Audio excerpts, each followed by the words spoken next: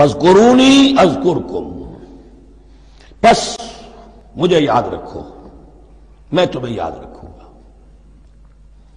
یہ بہت بڑا میثاق ہے اور بہت بڑا وعدہ ہے، بہت بڑا وعدہ۔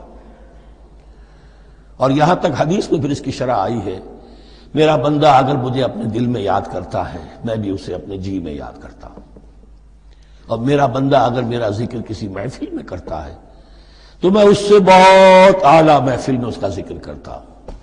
اس کی محفل تو بہت بلند و بالا ہے، ملائے اعلیٰ کی محفل ہے، فرشتے ملائکہ مقربین کی محفل ہے۔ خدا خود میرے محفل بود اندر لامکا خسرو، محمد سمے محفل بود شب جائے کہ من بودم۔ اب خسرو کس عالم میں تھے جب یہ شعر کہہ گئے ہیں، تو بہرحال ہے تو صحیح، ایک محفل تو ہے، میں اس سے بڑی بہتر محفل میں ان کا تذکرہ کرتا ہوں۔ فاذکرونی اذکرکم واشکروا لی ولا تکفرون، اور میرا شکر کرو، میری نعمتوں کا ادراک کرو، اس کا شعور حاصل کرو، اس پر زبان سے بھی شکر ادا کرو، اپنے عمل سے بھی، جوارح سے بھی ان نعمتوں کا حق ادا کرو۔